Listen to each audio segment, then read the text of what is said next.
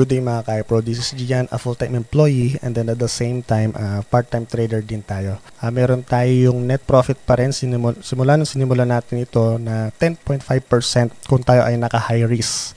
Okay, so tingnan natin kung ano yung nangyari this week from May 3 to May 9. So as of yesterday, kung ano yung nangyari. So ito pong ano na ito, strategy ay ginagawa ko lang ito part-time. So finance officer po ako dito sa ating iPro group. And pagpasok dito sa office, ang ginagawa ko, sineset ko lang siya in the morning, mga around 7 a.m. to 9 a.m.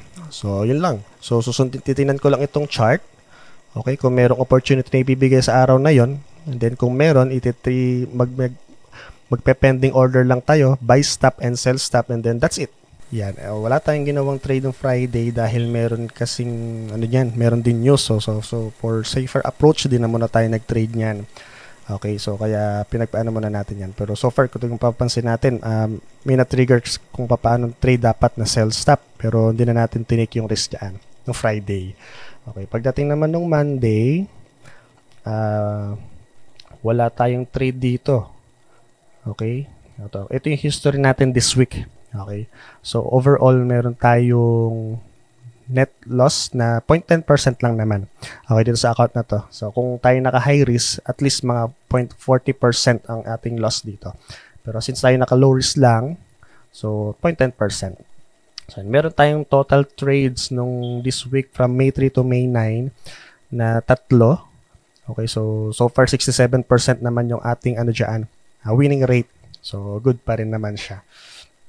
So, yun. So, mamaya makikita din natin kasi titingnan natin doon sa economic calendar or doon sa natin kung bakit ganito yung mga naging galaw din sa market as of now. Pero, based dito sa ating indicator trading, so may mga opportunity talaga siyang binibigay dahil kapag itong nasa taas na blue box ay na-hit niya, ibig sabihin meron dapat na na trades na buy stop or buy order tayo dito. Then sa baba, merong sell stop or sell order ang matitrade niya dyan. So, yan. So, by Monday, wala tayong trades. Start tayo mag-trade nung Tuesday. Okay? Nung Tuesday, na-trigger yung buy trade natin. So, ayan siya. And, fortunate, take profit tayo dito. Ayan. Then, pagdating naman ng Wednesday, may opportunity ulit na binigay sa atin itong indicator trading natin. So, then na-hit ang ating buy trade. O, buy yung order natin dito, yung sinet natin na pending order. So, ayan siya. Naglaro-laro lang din siya. So, ang ginawa ko kasi dito, hindi ko siya kinlose. Pero usually, dapat i-close lang natin siya. Whether kung ano maging result niya for one day. Take profit man or stop loss, it's okay. Pero this time kasi ang ginawa ko dyan, hinayaan ko lang siya na mag-run siya until tomorrow, Thursday. So, kaya naglaro-laro lang din siya dyan. Then, pending order pa rin tayo dito ng Thursday dahil meron pa rin naman siyang binigay na opportunity. And then, kung mapapansin natin dito sa ating history, binabaan ko yung lot size natin ng Thursday. Dahil since hinayaan kong maglaro yung trades natin ng Wednesday, so binabaan ko lang yung ating lot size for na rin yan, proper risk management. Okay, so depende naman din sa atin kung paano natin siyang i-risk. Pero para sa akin, ang maximum na risk ko lang na tinitake dito is at least 1% pag total sa lahat ng trades na gagawin natin. So far, sa GBP AUD pa lang tayo nagfo-focus na currency pair. Kasi as a backtesting ng ating strategy na ito, dito pa lang din siya nag-work as of now. Pero meron pang mga other currency pairs na pwede natin i-trade dito. Okay? So, ayan siya. So, kung gusto po nating matutunan itong strategy na ito, so mag-comment lang po tayo dito sa comment section ng part-time. Okay? Para mabigyan natin tayo ng guide. Ayan. Kung mapapansin din natin dito sa chart, meron tayong nagra-run na trade ngayon. Ayan, so far floating siya. Okay. So, yan. Ang ating update ngayon. So, now, tingnan natin kung bakit ganito rin naging movement ng ating galaw ng market this week. So, punta tayo sa ating economic calendar. Check lang natin kung ano yung mga naging dyan. So, yan. So from here, this ating economic calendar. So ang ginawa ko pala dito, finilter ko lang yung tinetrade natin na na currency pair para hindi tayo masyadong magulo. Okay, so finilter ko lang ang ating GBP AUD. Ito siya. So tingnan natin, sakto dahil nung Monday, since wala namang masyadong galaw, so tama lang din na hindi tayo nag-trade no Monday. Dahil kung mapapansin natin dito sa economic calendar, walang masyadong naging movement. So isa sa mga reason nito kung bakit walang movement dahil since parang kaka-open lang din ng market ng Monday. So medyo pa siya, indecisive ang market natin diyan. And ang GBP ay holiday that time. So kaya walang masyadong movement. Kaya kung mapapansin natin dito sa chart, nung galaw ng Monday ay eto lang siya. Parang nagko-consolidate lang siya. So, yun. So, yun din na isa sa mga reason doon. Okay?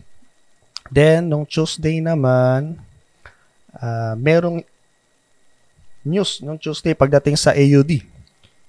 So, yan. Merong high impact news. So, kaya pala ang movement nun ay medyo nag-fluctuate siya. Okay? Kung mapapansin natin dito sa ating chart, nung Tuesday, wait lang. Tuesday, ito. Na-trigger ang ating buy order dito. And fortunate, nag-profit tayo dyan. So, yun din pala isang reason kung bakit siya. Dahil dito sa ating news nung Tuesday. So, ayan na siya. Yan. So, kung mapapansin natin, itong ating indicator trading ay medyo resilient pagdating doon sa kahit may news siya. So, may mga natitrigger pa rin trades and umaayon pa rin yung galaw ng market. So, ayan. Then, pagdating naman nung Wednesday, okay, ano ba nangyari nung Wednesday? So, nung Wednesday, walang masyadong news. So, GBP lang. So, low impact news lang naman yan. Then, pagdating dun sa ating technical analysis na strategy, so meron pa naman din siyang binigay na opportunity dahil hindi pa naman sumalat itong blue box natin dito sa red. So, kaya nag-trade pa rin and then may na-trigger naman. Okay, ito. So, ayan siya. Alright. Then, pagdating naman ng Thursday, bakit naging ganun ang movement ng Thursday? Yun, merong high impact news naman doon sa GBP. Okay, merong monetary policy report ginawa ang GBP. O yung central bank parang nag-set sila ng interest rate doon sa current situation ng kanilang country that time. So yun, merong high impact news yung Thursday. And based doon sa ating trade, may na-trigger dyan na sell stop. Okay, so yan, kung mapapansin nyo, di ba? This week, dalawang high impact news ang nilabas, isang sa AUD tsaka sa GBP. Pero kung makikita natin dito sa ating indicator trading na ito, ay umaayon pa rin siya and then may mga na-trigger na trades and na-take profit pa rin tayo doon. So, good thing. So, medyo resilient talaga. Pero again, hindi naman po ito guarantee na palaging ganun. So, to be safer approach, lalo na po sa mga nag-start din talaga as a beginner, better na hindi na rin tayo mag-trade pag mayroong mga high impact news na inaasahang mangyari dito sa tinetrade natin na currency pair. So, ito pong na ito, strategy ay ginagawa ko lang ito part-time. So, finance officer po ako dito sa ating iPro Group. And pagpasok dito sa office, ang ginagawa ko, sineset ko lang siya in the morning, mga around 7 a.m. to 9 a.m. So, yun lang. So, titingnan ko lang itong chart. Okay, kung merong opportunity na ibibigay sa araw na yon, and then kung meron, magpe-pending order lang tayo, buy stop and sell stop, and then that's it. Okay, so yun lang ginagawa natin pagdating dito. And then nahayaan ko na lang siya. Kaya kung mapapansin natin ng Wednesday, yung trade natin dyan, hinayaan ko lang hanggat hindi na titrigger ko man yung sinet natin na take profit or stop loss. Kasi again, lang din naman tayo. Proper risk management lang din talaga ang kailangan. So, ayun.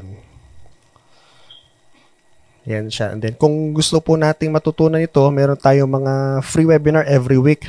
And pwede tayong mag-join doon sa mga community natin. ating mga bootcampers, check lang din natin yung link natin dito sa sa description. Okay?